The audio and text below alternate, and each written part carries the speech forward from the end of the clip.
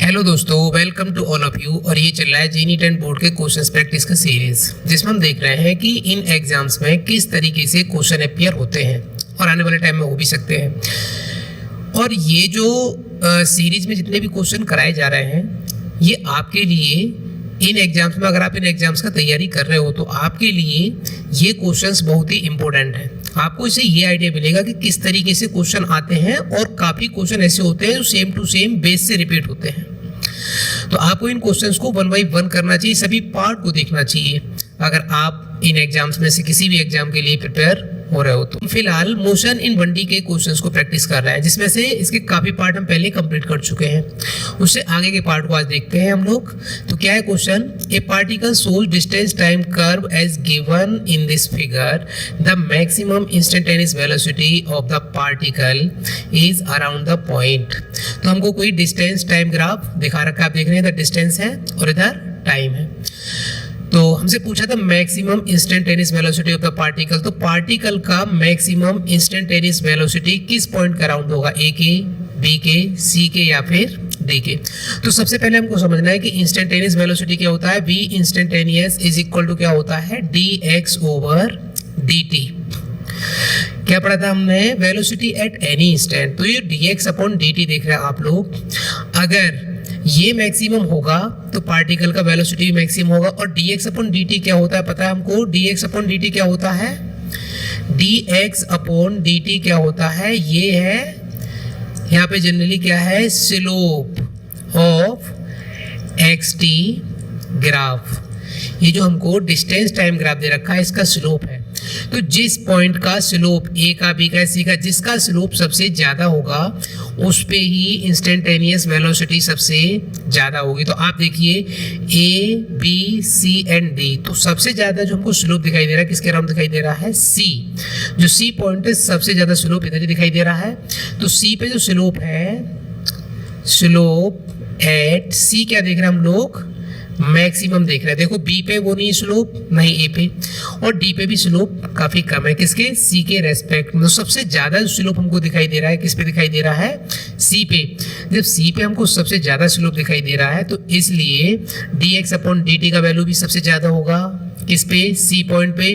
और जब C point पे D x upon d T का वैल्यू मैक्सिमम है तो इसलिए यहाँ पे वी इंस्टेंटेनियस भी क्या होगा? मैक्सिमम होगा। तो इसलिए इसका जो सी पॉइंट है, जो बी दे रखा है इसमें, तो सी ठीक हो जाएगा। तो पूछ रहा ना था maximum instantaneous velocity of the particle is around the point. तो जो सी पॉइंट है इस पे हमको क्या मिलेगा? मैक्सिमम इंस्टेंटेनियस वेलोसिटी मिलेगा इसी के अराउंड। ठीक है, इसके बाद इसका नेक्स्ट क्वेश्चन देखते हैं। क्या है next question? The displacement time graph of a moving particle is shown below. तो किसी पार्टिकल का फिर से डिस्प्लेसमेंट टाइम ग्राफ दे रखा है। The instantaneous velocity of the particle is negative at the point. तो पार्टिकल का इंस्टेंटेनियस वेलोसिटी कहाँ पे नेगेटिव होगा? सी पे, डी पे, ई पे या फिर एफ पे? हमको यहाँ से देख के बताना है। तो आप देखिए, हमने भी आपको बताया इंस्टेंटेनियस वेलोसिटी क्या होता है? V instantaneous is equal to d x upon d T.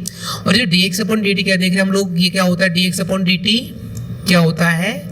ये स्लोप है, slope of x T curve.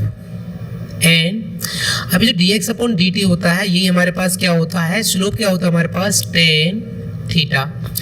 अगर हमारे पास थीटा का वैल्यू 90 से बड़ा एंड 180 से छोटा आ जाए तो हमारे पास स्लोप कैसा मिलेगा? इस पोजीशन में हमको स्लोप मिलेगा नेगेटिव। जब स्लोप इस पोजीशन में नेगेटिव हो जाए, क्योंकि स्लोप क्या होता है? टेन थीटा होता है कि नहीं होता है? dx अपॉन dt नेगेटिव होगा तो इसका मतलब v इंस्टेंटेनियस भी उस पॉइंट पे क्या हो जाएगा? वहां पे नेगेटिव हो जाएगा। तो देखिए आप लोग c, अगर आप यहाँ पे एंगल देखेंगे किस पे? c वाले पॉइंट पे, तो एंगल ऐसे बनेगा। तो ये जो एंगल देख रहे हैं हम लोग क्या है? 90 से छोटा है। अगर d पे देखो आप लोग, सीधा x के साथ बन रहा है, लगभग 0 एंगल बन रहा है थीटा। अब इस पे देखो e पॉइंट पे, इस पे एंगल ऐसे बन रहा है x के साथ, तो ये एंगल आप देखिए कितना है? 90 से बड़ा बन रहा है। और अगर आप f पॉइंट पे देखेंगे एंगल तो कैसे बनेगा? ऐसे बनेगा एंगल ये, तो ये 90 से छोटा है।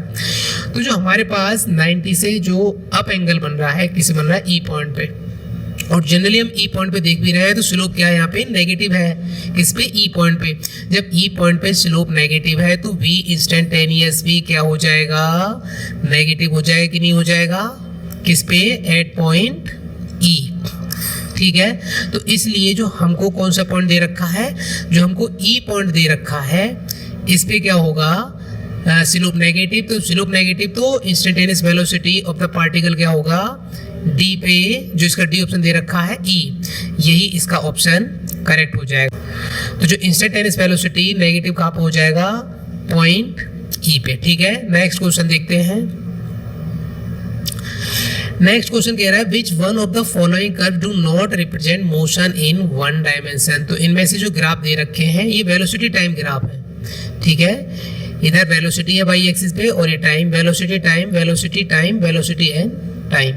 तो हमको ये बताना है कि इनमें से कौन सा ग्राफ ऐसा है जो मोशन इन 1D को शो नहीं कर रहा है। तो देखो पहला वाला ग्राफ है, यहाँ पे वेलोसिटी 0 हुआ, 0 से फिर इंक्रीज हुआ और फिर उसके बाद फिर डिक्रीज होने लग गया। तो मोशन इन 1D हो सकता है ऐसा, तो इसलिए ये ग्राफ तो मोशन इन 1D में हो सकता है, कोई बड़ी बात नहीं है। अब सेकंड है, ये ग्राफ कुछ ऐसा दे रखा है, देखो इधर वेलोसिटी है, इधर क्या है वेलोसिटी और इधर टाइम है। तो ऐसा कुछ ग्राफ दे रखा है। आप मान लो कोई पार्टिकुलर टाइम ले रहे हैं हम लोग, ये रहा कोई पार्टिकुलर टाइम है, तो यहाँ पे आप देखो इसके वेलोसिटी का जो पोजीशन आ रहा है कितना आ रहा है, 2 आ रहा है, देखो। तो एक टाइम पे जैसे यहाँ पे हो सकता है मान लो 10 मीटर पर सेकेंड, इधर हो सकता है 20 मीटर पर सेकेंड। तो आप बताओ किसी एक पार्टिकुलर टाइम पे क्या 2 वेलोसिटी हो सकती हैं? अच्छे से पता है किसी भी पार्टिकुलर टाइम पे और किसी भी बॉडी का 2 वेलोसिटी कभी भी नहीं हो सकता। तो ये क्या होगा, मोशन इन 1D इम्पॉसिबल हो जाएगा। तो ये ग्राफ मोशन इन 1D के लिए ठीक नहीं है, क्योंकि 2 वेलोसिटी हो ही नहीं सकती ना किसी एक पार्टिकुलर टाइम पे। अब देखो ये है वेलोसिटी धीरे धीरे इंक्रीज होता चला जा रहा है, तो हो सकता है, बिल्कुल हो सकता है। और डी देखिए आप लोग, इधर टाइम और इधर क्या है वेलोसिटी। तो वेलोसिटी पहले अप हो रहा है फिर उसके बाद डाउन हो रहा है, पॉजिटिव नेगेटिव हो रहा है, तो ऐसी भी वेलोसिटी हो सकता है। तो ये भी पॉसिबल है, ये पॉसिबल है, ये पॉसिबल है, लेकिन ये ग्राफ पॉसिबल नहीं है और ना ही ये मोशन इन 1D को शो कर रहा है। तो इसलिए इसका सी ऑप्शन क्या होगा, ये करेक्ट हो जाएगा। ओके, नेक्स्ट क्वेश्चन देखते हैं।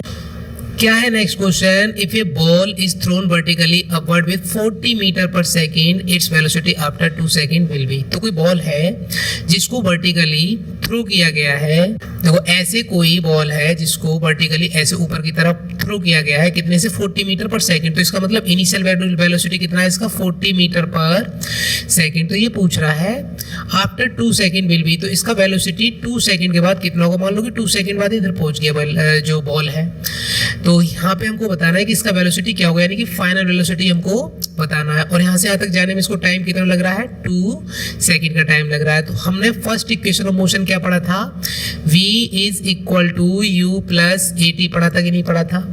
तो v is equal to u. अब आप देख रहे हैं क्या, एक्सीलरेशन, बॉल जा रहा है ऊपर और ग्रेविटी काम कर रहा है नीचे। तो v तो a माइनस क्या हो जाएगा, gt, ग्रेविटी हो जाएगा नेगेटिव। तो v is equal to u, initial velocity कितना है इसका 40 और ग्रेविटी g 10 होता है और टाइम कितना लग रहा है 2 सेकेंड। तो v is equal to 40 minus 10 टू जा 20, तो v is equal to 40 minus 20 कितना हो गया 20 मीटर पर सेकेंड।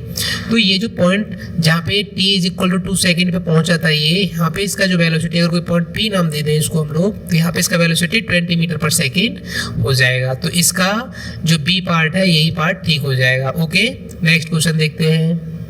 क्या है question, the position x of particle varies with time as x is equal to at square minus bt cube.